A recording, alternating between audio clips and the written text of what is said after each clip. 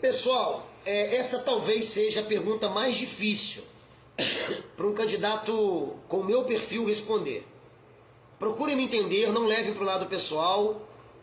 Amigos, próximos e não tão próximos, que compõem a nossa coligação política, adversários políticos de outros grupos, eu não os tenho. Não existe um adversário político do professor Wallace nesse pleito. Nenhum adversário político. Eu me proponho como um dos mais competentes para a Câmara dos Vereadores, disposto hoje a discutir políticas públicas com os 13 que lá estão, sozinho, se for o caso. Então eu não tenho inimigo. Inclusive tenho amigos dentro da Câmara dos Vereadores. Os 5 candidatos a prefeito, todos eles amigos pessoais. Então essa é uma pergunta, talvez poderíamos terminar, usar todo o tempo da live aqui da entrevista do meu amigo Douglas com essa pergunta. Então eu vou resumir, espero que me compreendam, e se alguém quiser colocar nos comentários aí, não entendi o que o senhor falou, não concordo, tranquilo, não concordo, eu acato. Não entendi, eu explico de novo quantas vezes se fizerem necessárias. O processo político dessas eleições municipais, ele é vergonhoso, para usar uma palavra amena. É desastroso, é indigno, tem sido lamentável. E isso considerando o trabalho de todos os grupos. Obviamente, uns grupos acabam apertando mais, forçando mais na dose. Eu vou tentar me explicar. Eu tenho 47 anos de idade, comecei a votar aos 16, elegi diversos presidentes, não consegui eleger outros, votei sempre para o governo do estado, sobretudo depois que me tornei servidor público do estado do Rio de Janeiro. Votei para prefeito a minha vida toda, nunca deixei de usar o direito sagrado ao voto, e aproveito para pedir que não façam isso, não fiquem em casa, não se abstenham. Você perde o direito de abrir sua boquinha quando você deixa de ir às urnas. Também ao chegar lá, não vote em branco e nulo. Faça uma escolha, por mais difícil que ela possa parecer. Voltando à questão do processo. Ele não é honesto, ele não tem sido, não há louvor, não tem como elogiar.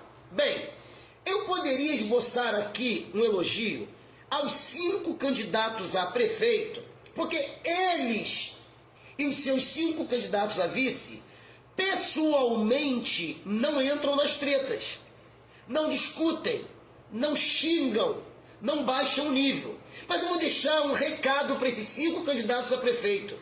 Sejam mais inteligentes nessa última semana, e como provavelmente todos permanecerão permeando o mundo da política itaperunense, instruam os seus cabos eleitorais, os seus assessores, os seus eleitores, a não baixarem tantos níveis das redes sociais, porque isso pesa demais, depõe demais contra o candidato. Então, assim, a minha avaliação é que os candidatos a vereador, vou começar pelo Poder Legislativo, estão movidos, imbuídos, envolvidos por uma vontade muito grande de se eleger. Acredito que, se não todos, a maior parte do grupo, de mais de 200, estejam realmente com alguma ideia solta, precisando ser organizada dentro da cabeça. Alguns com um objetivo bem preciso, alguns não entraram em discussão e preferiram apenas mostrar como podem fazer a diferença na Câmara.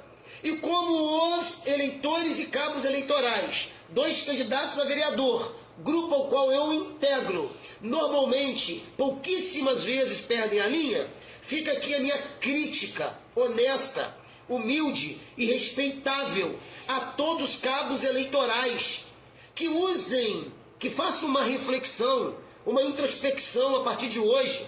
Eu sei que a partir de quinta a gente para de falar de forma mais extensiva e começa a conversar entre nós. Pelo amor de Deus, não vão até domingo, até sábado à noite, domingo de manhã, com esse sentimento de rancor, de ira, de raiva, de revolta e de revanche, independentemente do grupo ao qual você integra.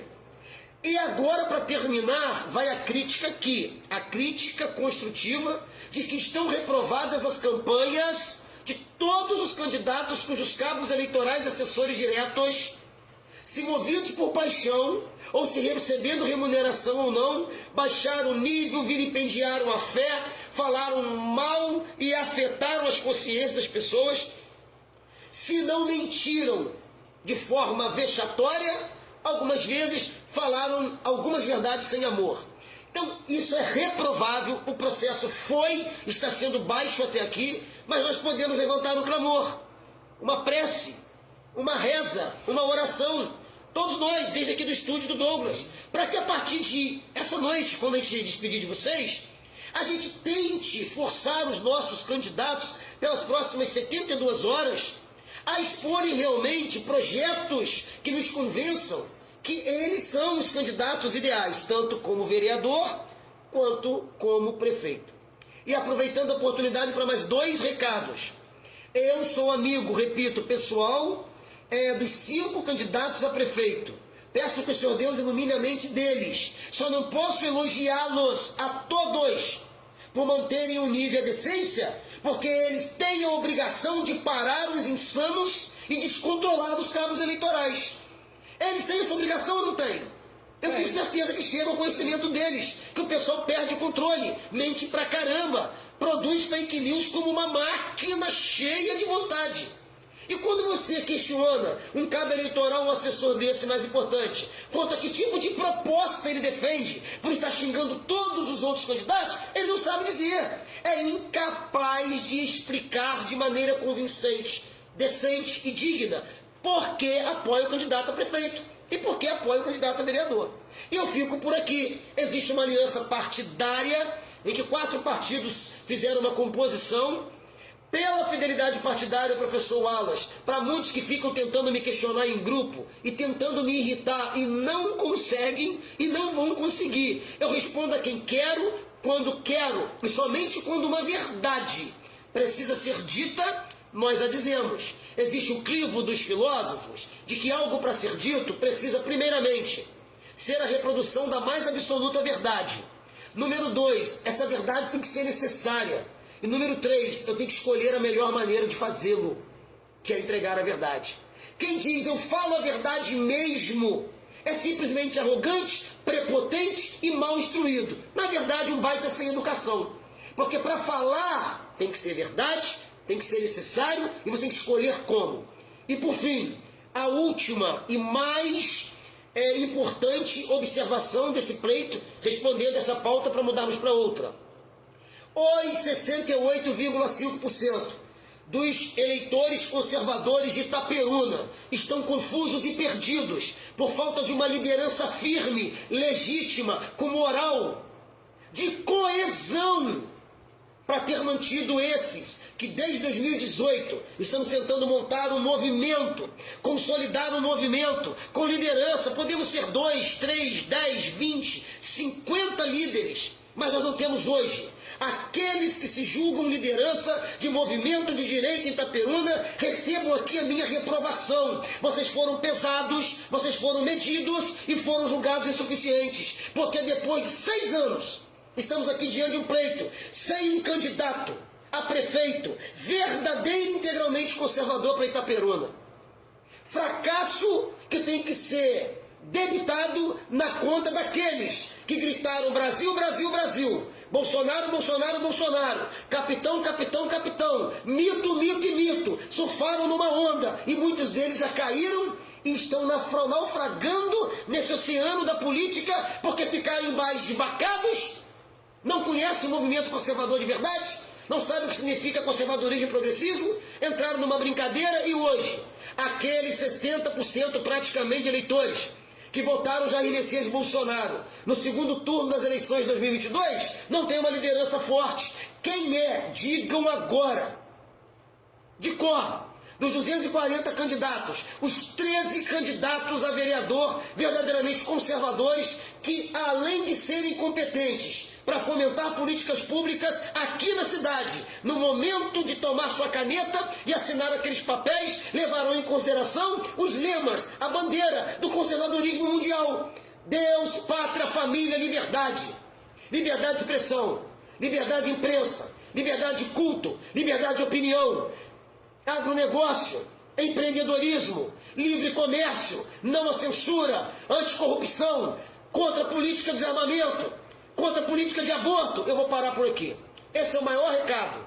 Portanto, eu disse que me entendessem e não levassem para o lado pessoal. Estão reprovadas as organizações das 5 grupos que sustentam a campanha para prefeito. Estão reprovados os líderes do movimento de direita paraguaio que surgiu em 2018 e que nós tentaremos fazer surgir de maneira séria, coesa, instruída, com caráter moral e ética a partir do ano de 2025. Eu encerro aqui essa pauta dizendo: eu me proponho a ser um dos líderes conservadores dessa cidade, para começarmos um trabalho sério a partir de janeiro de 2025, porque ele não existe, e se existisse, nós estaríamos agora vivenciando essa confusão, que o cara é conservador, não sabe quem votar para prefeito, o cara é conservador, não sabe quem votar para vereador, e os amigos e eleitores não conservadores, os quais eu amo e respeito, também não saberiam dizer quais são suas propostas, porque são tão desorganizados